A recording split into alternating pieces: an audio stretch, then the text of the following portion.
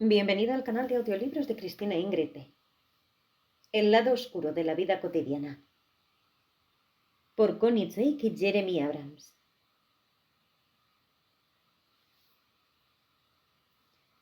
En 1886, más de una década antes de que Freud se zambullera en las profundidades de la mente humana, Robert Louis Stevenson tuvo un sueño muy revelador, en el que un hombre perseguido por haber cometido un crimen ingiere una pócima y sufre un cambio drástico de personalidad que le hace irreconocible. De esta manera, el Dr. Jekyll, un amable y esforzado científico, termina transformándose en el violento y despiadado Mr. Hyde, un personaje cuya maldad iba en aumento a medida que se desarrollaba el sueño. Stevenson utilizó la materia prima de este sueño como argumento para escribir su hoy famoso El extraño caso del Dr. Jekyll y Mr. Hyde. Con el correr de los años, el tema de esta novela ha terminado formando parte integral de nuestra cultura popular, y no es infrecuente escuchar a nuestros semejantes tratando de explicar su conducta con justificaciones del tipo: es que no era yo mismo, era como si un demonio le poseyera, o se convirtió en una bruja, por ejemplo. Según el analista junguiano John Stanford, los argumentos que resuenan en gran parte de la humanidad encierran cualidades arquetípicas que pertenecen a los sedimentos más universales de nuestro psiquismo. Cada uno de nosotros lleva consigo un Dr. Jekyll y un Mr. Hyde, una persona afable en la vida cotidiana y otra entidad oculta y tenebrosa que permanece amordazada la mayor parte del tiempo. Bajo la máscara de nuestro yo consciente descansan ocultas todo tipo de emociones y conductas negativas: la rabia, los celos, la vergüenza, mentira, resentimiento, lujuria, orgullo y las tendencias asesinas y suicidas, por ejemplo. Este territorio arisco e inexplorado para la mayoría de nosotros es conocido en psicología como sombra personal. La sombra personal se desarrolla en todos nosotros de manera natural durante la infancia, cuando nos identificamos con determinados rasgos ideales de nuestra personalidad, como la buena educación y la generosidad, por ejemplo, cualidades que, por otra parte, son reforzadas sistemáticamente por el entorno que nos rodea. Vamos configurando lo que Bruce Joy llama el yo de las resoluciones de Año Nuevo. No obstante, al mismo tiempo, vamos desterrando también a la sombra aquellas otras cualidades que no se adecuan a nuestra imagen ideal, como la grosería y el egoísmo, por ejemplo. De esta manera, el ego y la sombra se van edificando simultáneamente, alimentándose, por así decirlo, de la misma experiencia vital. Carl Jung descubrió la indisolubilidad del ego y de la sombra en un sueño que recoge en su autobiografía Recuerdos, sueños, pensamientos, y dice: era de noche y me hallaba en algún lugar desconocido, avanzando lenta y penosamente en medio de un ponderoso vendaval. La niebla lo cubría todo. Yo sostenía y protegía con las manos una débil lucecilla que amenazaba con apagarse en cualquier momento. Todo parecía depender de que consiguiera mantener viva esa luz. De repente tuve la sensación de que algo me seguía. Entonces me giré y descubrí una enorme figura negra que avanzaba tras de mí. A pesar del terror que experimenté, no dejé de ser consciente en todo momento de que debía proteger la luz a través de la noche y la tormenta. Cuando desperté me di cuenta de inmediato de que la figura que había visto en sueños era mi sombra, la sombra de mi propio cuerpo iluminado por la luz recortándose en la niebla. También sabía que esa luz era mi conciencia, la única luz que poseo, una luz infinitamente más pequeña y frágil que el poder de las tinieblas, pero al fin y al cabo, una luz, mi única luz. Son muchas las fuerzas que coadyuvan a la formación de nuestra sombra y determinan lo que está permitido y lo que no lo está. Padres, parientes, maestros, amigos y sacerdotes constituyen un entorno complejo en el que aprendemos lo que es una conducta amable, adecuada y moral, y lo que es un comportamiento despreciable, bochornoso y pecador. La sombra opera como un sistema psíquico autónomo que perfila lo que es el yo y lo que no lo es. Cada cultura e incluso cada familia demarca de manera diferente lo que corresponde al ego y lo que corresponde a la sombra. Algunos, por ejemplo, permiten la expresión de la ira y la agresividad, mientras que la mayoría, por el contrario, no lo hacen así. Unas reconocen la sexualidad, la vulnerabilidad y las emociones intensas, y otras no. Unas, en fin, consienten la ambición por el dinero, la expresión artística y el desarrollo intelectual, mientras que otras, en cambio, apenas sí las toleran. En cualquiera de los casos, todos los sentimientos y capacidades, rechazados por el ego y desterrados a la sombra, alimentan el poder oculto del lado oscuro de la naturaleza humana. No todos ellos, sin embargo, son rasgos negativos. Según la analista junguiana Liliane Frey-Ron, este misterioso tesoro encierra tanto facetas infantiles, apegos emocionales y síntomas neuróticos, como aptitudes y talentos que no hemos llegado a desarrollar. Y así, en sus mismas palabras, la sombra permanece conectada con las profundidades olvidadas del alma, con la vida y la vitalidad. Ahí puede establecerse contacto con lo superior, lo creativo y lo universalmente humano. Nosotros no podemos percibir directamente el dominio oculto de la sombra, ya que esta por su misma naturaleza resulta difícil de aprender. La sombra es peligrosa e inquietante y parece huir de la luz de la conciencia como si ésta constituyera una amenaza para su vida. El prolífico analista junguiano James Hillman dice: el inconsciente no puede ser consciente. La luna tiene su lado oscuro. El sol también se pone y no puede brillar en todas partes al mismo tiempo, y aun el mismo Dios tiene dos manos. La atención y la concentración exigen que ciertas cosas se mantengan fuera del campo de nuestra visión y permanezcan en la oscuridad. Es imposible estar en ambos lugares al mismo tiempo. Así pues, solo podemos ver a la sombra indirectamente a través de los rasgos y las acciones de los demás. Solo podemos darnos cuenta de ella con seguridad fuera de nosotros mismos, cuando, por ejemplo, nuestra admiración o nuestro rechazo ante una determinada cualidad de un individuo o de un grupo, como la pereza, la estupidez, la sensualidad o la espiritualidad, pongamos por caso, es desproporcionada, es muy probable que nos hallemos bajo los efectos de la sombra. De este modo, pretendemos expulsar a la sombra de nuestro interior, proyectando y atribuyendo determinadas cualidades a los demás en un esfuerzo inconsciente por desterrarlas de nosotros mismos. La analista junguiana Mary Louise Bonfrance ha insinuado que el mecanismo de la proyección se asemeja al hecho de disparar una flecha mágica. Si el receptor tiene un punto débil como para recibir la proyección, la flecha da en el blanco. Y así, por ejemplo, cuando proyectamos nuestro enfado sobre una pareja insatisfecha, nuestro seductor encanto sobre un atractivo desconocido, o nuestras cualidades espirituales sobre un gurú, nuestra flecha da en el blanco y la proyección tiene lugar estableciéndose. A partir de entonces, se produce un misterioso vínculo entre el emisor y el receptor, cosa que ocurre, por ejemplo, cuando nos enamoramos, cuando descubrimos a un héroe inmaculado o cuando tropezamos con alguien absolutamente despreciable. Nuestra sombra personal contiene todo tipo de capacidades potenciales sin manifestar, cualidades que no hemos desarrollado ni expresado.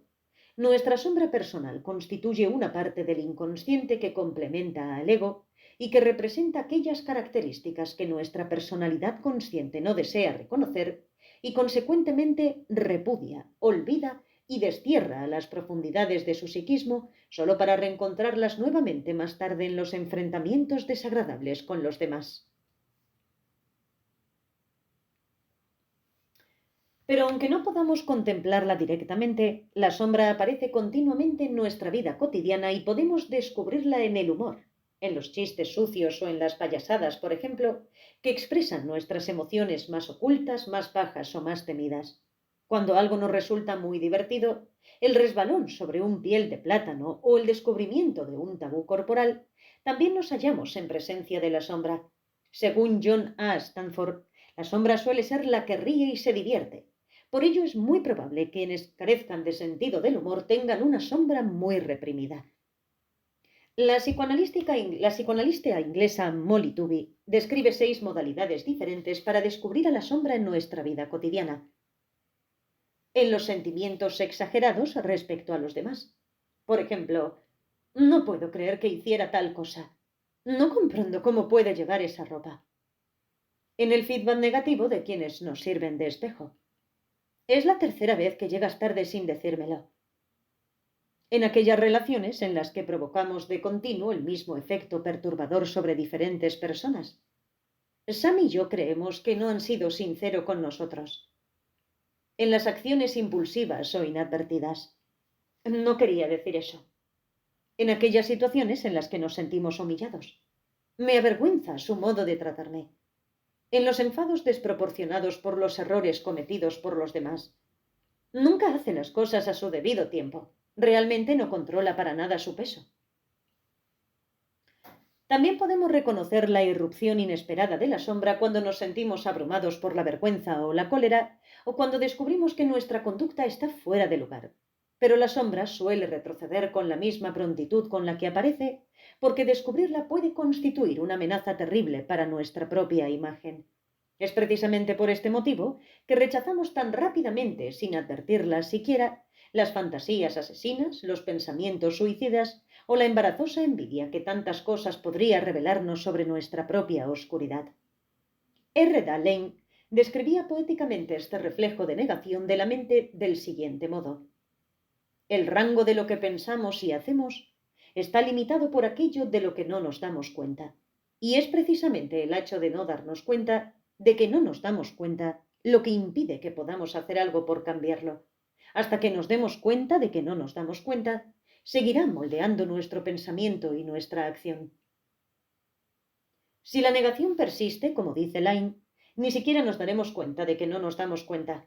Es frecuente, por ejemplo, que el encuentro con la sombra tenga lugar en la mitad de la vida, cuando nuestras necesidades y valores más profundos tienden a cambiar el rumbo de nuestra vida, determinando incluso en ocasiones un giro de 180 grados y obligándonos a romper nuestros viejos hábitos y a cultivar capacidades latentes hasta ese momento. Pero a menos que nos detengamos a escuchar esta demanda, permaneceremos sordos a sus gritos.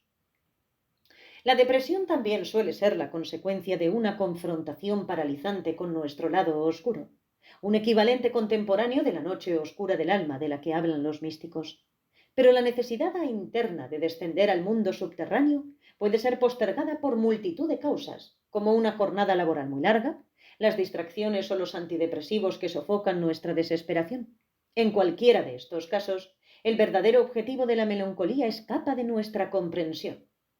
Encontrar a la sombra nos obliga a ralentizar el paso de nuestra vida, escuchar las evidencias que nos proporciona el cuerpo y concedernos el tiempo necesario para poder estar solos y digerir los crípticos mensajes procedentes del mundo subterráneo. La sombra colectiva. Hoy en día, cada vez que abrimos un periódico o vemos el telediario, tropezamos cara a cara con los aspectos más tenebrosos de la naturaleza humana. Los mensajes emitidos a diario por los medios de difusión de masas a toda nuestra aldea global electrónica evidencian de continuo las secuelas más lamentables de la sombra. El mundo se ha convertido, así, en el escenario de la sombra colectiva. La sombra colectiva, la maldad humana, reclama por doquier nuestra atención, vocifera desde los titulares de los kioscos, deambula desamparada por nuestras calles dormitando en los zaguanes, se agazapa detrás de los neones que salpican de color los rincones más sórdidos de nuestras ciudades, juega con nuestro dinero desde las entidades financieras, alimenta la sed de poder de los políticos y corrompe nuestro sistema judicial. Conduce ejércitos invasores hasta lo más profundo de la jungla y les obliga a atravesar las arenas del desierto. Trafica vendiendo armas a enloquecidos líderes y entrega los beneficios a insurrectos reaccionarios, poluciona nuestros ríos y nuestros océanos y envenena nuestros alimentos con pesticidas invisibles. Estas consideraciones no son el resultado de un nuevo fundamentalismo basado en una actualizada versión bíblica de la realidad. Nuestra época nos ha forzado a ser testigos de este dantesco espectáculo. No hay modo de eludir el espantoso y sombrío fantasma invocado por la corrupción política, el fanatismo terrorista y los criminales de cuello blanco. Nuestro apetito interno de totalidad, patente ahora más que nunca en el sofisticado engranaje de la comunicación global, nos exige hacer frente a la conflictiva hipocresía que se extiende por doquier. De este modo, mientras que muchos individuos y grupos viven los aspectos socialmente más benignos de la existencia, otros en cambio padecen sus facetas más desagradables y terminan convirtiéndose en el objeto de las proyecciones grupales negativas de sombra colectiva. Véase, si no, fenómenos tales como la caza de brujas, el racismo o el proceso de creación de enemigos, por ejemplo. Y así, para el anticomunismo norteamericano, la Unión Soviética es el imperio del mal, mientras que los musulmanes consideran que los Estados Unidos encarnan el poder de Satán. Según los nazis, los judíos son sabandijas bolcheviques. En opinión de los monjes cristianos, las brujas están aliadas con el diablo, y para los defensores sudafricanos del apartheid y para los miembros del Ku Klux Klan, los negros no son seres humanos y, por tanto, no merecen los derechos y los privilegios de los que gozan los blancos. El poder hipnótico y la naturaleza contagiosa de estas intensas emociones resulta evidente en la expansión de la persecución racial, la violencia religiosa y las tácticas propias de la caza de brujas. Es como si unos seres humanos ataviados con sombrero blanco intentaran deshumanizar a quienes no lo llevan para justificarse a sí mismos y terminar convenciéndose de que exterminarlos no significa en realidad matar seres humanos.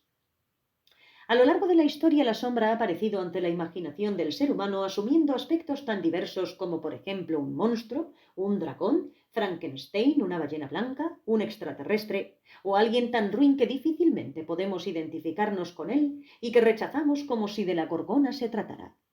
Una de las principales finalidades de la literatura y del arte ha sido la de demostrar el aspecto oscuro de la naturaleza humana. Como dijo Nietzsche, el arte impide que muramos de realidad.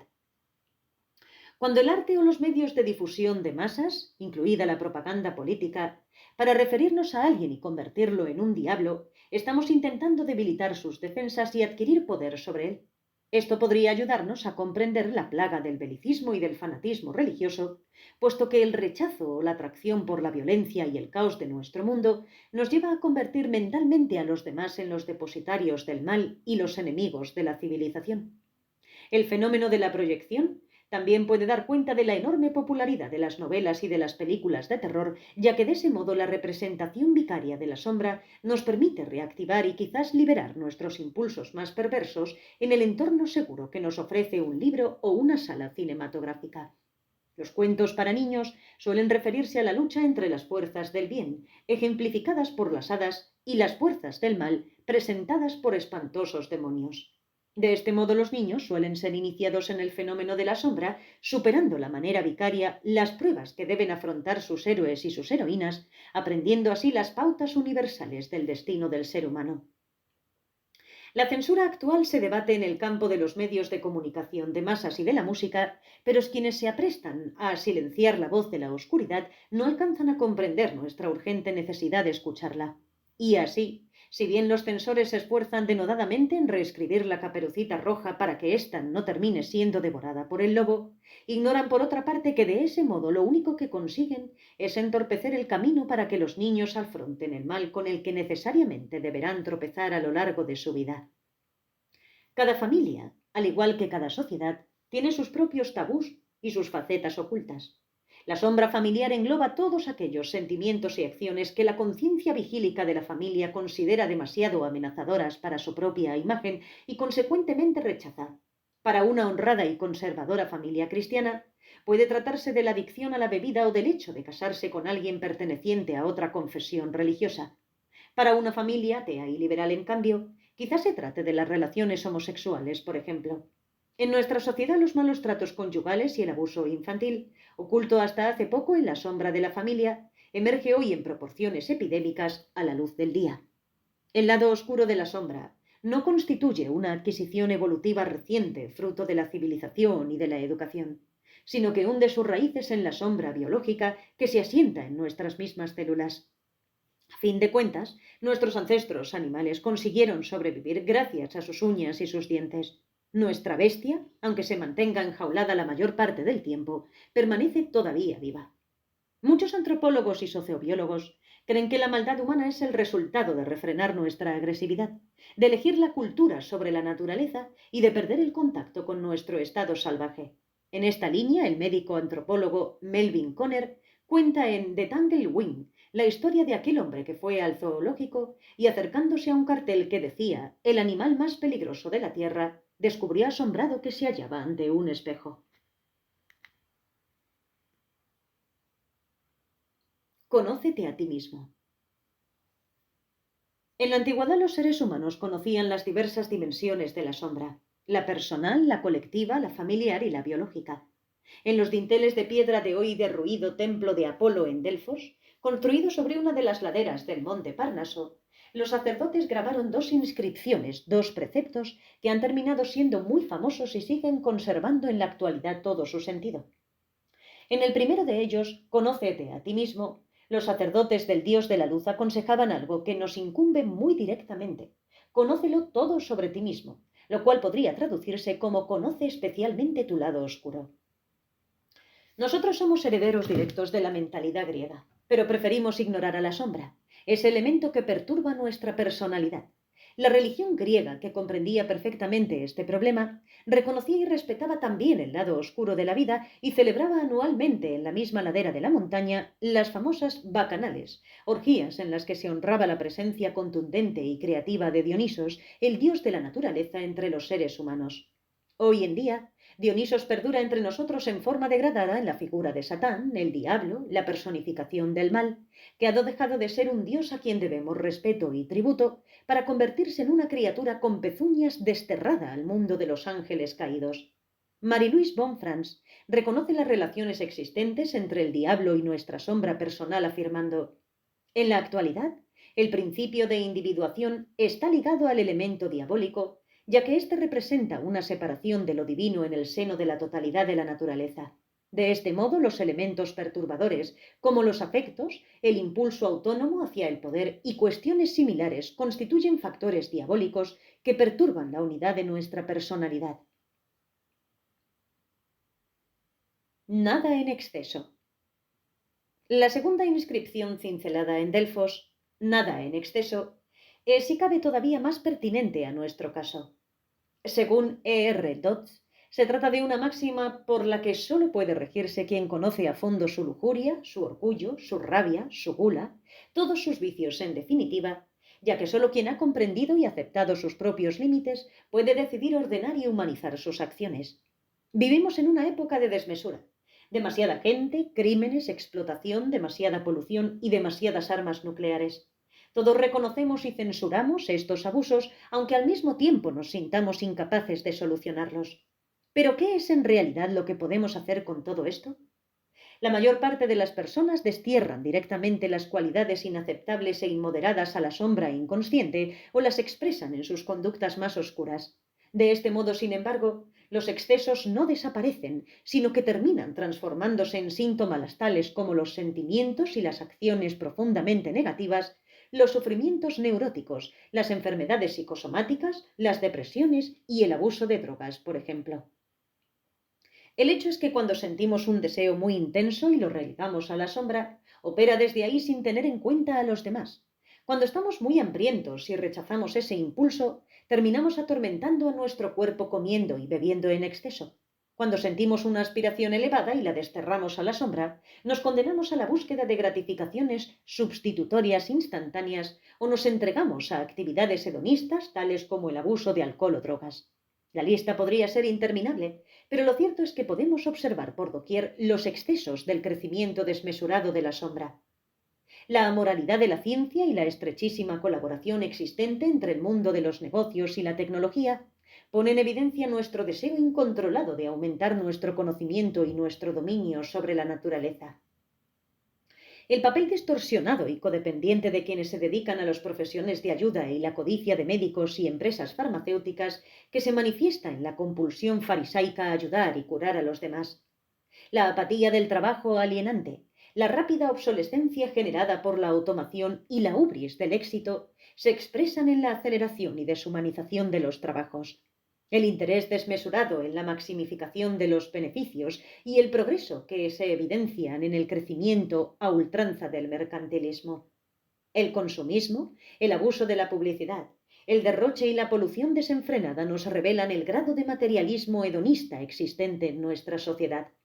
El narcisismo generalizado, la explotación personal, la manipulación de los demás y el abuso de mujeres y niños evidencia el deseo de controlar las dimensiones innatamente incontrolables de nuestra propia vida.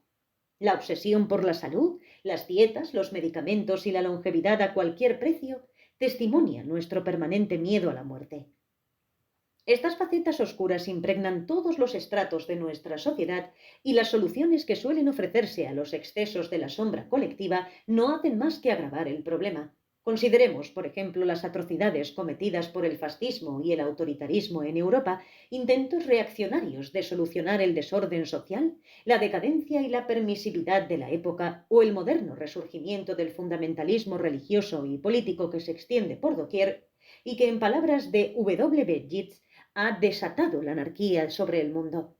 A esto se refería Jung cuando decía: hemos olvidado ingenuamente que bajo el mundo de la razón descansa otro mundo. Ignoro lo que la humanidad deberá soportar todavía antes de que se atreva a admitirlo. Ahora o nunca. Desde tiempo inmemorial la historia nos evidencia las plagas de la maldad humana. Naciones enteras han caído en ataques de histeria colectiva de dimensiones devastadoras. Hoy en día el aparente final de la Guerra Fría nos coloca en una sesión excepcionalmente esperanzadora. Por primera vez las naciones parecen reflexionar sobre sí mismas y tratan de cambiar de rumbo. El siguiente artículo, citado por Jerome S. Bernstein en su libro Power and Politics, es sumamente elocuente a este respecto. El 11 de junio de 1988, el Philadelphia Inquirer comentaba del siguiente modo la noticia del gobierno soviético anunciando la suspensión temporal de los exámenes de historia en todo el país. Decía así: la Unión Soviética anunció ayer la suspensión de los exámenes finales de historia de más de 53 millones de estudiantes, arguyendo que los textos de historia habían envenenado con mentiras las mentes y los cuerpos de generaciones enteras de niños soviéticos. Izvestia, órgano oficial del gobierno, afirmaba que esta decisión excepcional pretende acabar con la transmisión de mentiras de generación en generación, un proceso que originó la consolidación de un sistema político y económico estalinista al que los actuales líderes quieren poner fin. La culpabilidad de quienes han engañado de ese modo a generaciones enteras es inconmensurable, rezaba uno de los titulares del artículo. Hoy estamos recogiendo los amargos frutos de nuestra propia lasitud moral. Estamos pagando por la conformidad y el silencio aprobador que tanto nos avergüenza y que impide que podamos mirar a la cara y responder sinceramente a las preguntas de nuestros hijos. Esta admirable confesión pública de toda una nación jalona el fin de una era. Según Sam King, autor de Faces of the Enemy, las únicas naciones seguras son aquellas que recurren de manera sistemática a la vacuna de la libertad de prensa y en la que se desoyen los gritos emponzoñados que apelan al destino divino y la paranoia santificada. Hoy en día el mundo se mueve en dos direcciones aparentemente opuestas. Una de ellas se aleja de los regímenes fanáticos y totalitarios, mientras que otra se dirige hacia ellos. Ante tales fuerzas, nos sentimos impotentes o experimentamos una sensación de culpabilidad por nuestra complicidad inconsciente en la situación en que se halla inmerso nuestro mundo. Hace ya más de medio siglo que Jung describió explícitamente la naturaleza de este vínculo diciendo: la voz interna permanece a la conciencia cualesquieran sean los sufrimientos de la totalidad, sea cual fuere la nación o la humanidad de la que formemos parte. El mal se presenta, pues, en forma individual, y debemos comenzar suponiendo que sólo constituye un rasgo del carácter individual. Solo disponemos de una forma de protegernos de la maldad humana representada por la fuerza inconsciente de las masas: desarrollar nuestra conciencia individual. Si desperdiciamos esta oportunidad para aprender o fracasamos en actualizar lo que nos enseña el espectáculo de la conducta humana, perderemos nuestra capacidad de cambiarnos a nosotros mismos y, consecuentemente, de cambiar también al mundo. El mal permanecerá siempre con nosotros, lo cual no significa, sin embargo, que debamos tolerar sus desmesuradas consecuencias. En 1959, Jung dijo: es inminente un gran cambio en nuestra actitud psicológica. El único peligro que existe reside en el mismo ser humano. Nosotros somos el único peligro, lamentablemente somos inconscientes de ello. En nosotros radica el origen de toda posible maldad. Walt Kelly, el dibujante de Pogo, dijo simplemente: hemos encontrado al enemigo, somos nosotros mismos. Hoy en día debemos renovar el significado psicológico de la idea de poder individual. La frontera para enfrentarnos a la sombra se halla, hoy como siempre, en el interior del individuo. El descubrimiento de la sombra tiene por objeto fomentar nuestra relación con el inconsciente y expandir nuestra identidad, compensando de ese modo la unilateralidad de nuestras actitudes conscientes con nuestras profundidades inconscientes.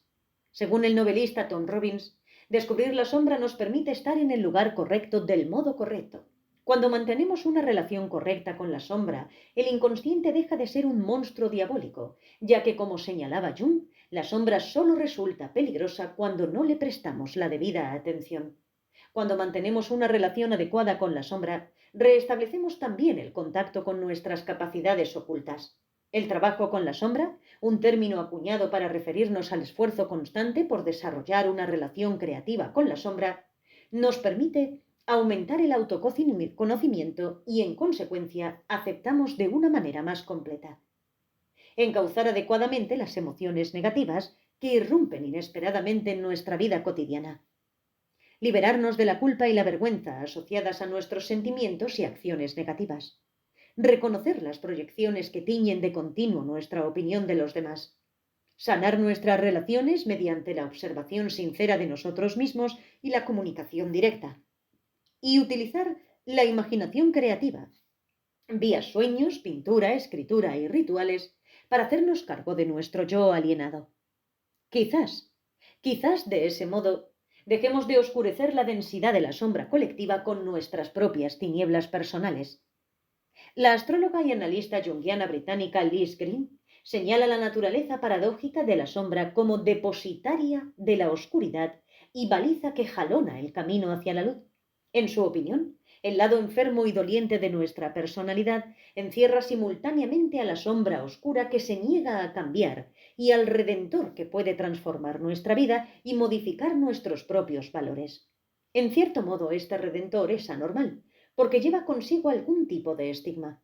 Por ello, puede descubrir el tesoro escondido, salvar a la princesa o matar al dragón. La sombra es, pues, al mismo tiempo, aquello a redimir y el sufrimiento redentor. Gracias por escuchar.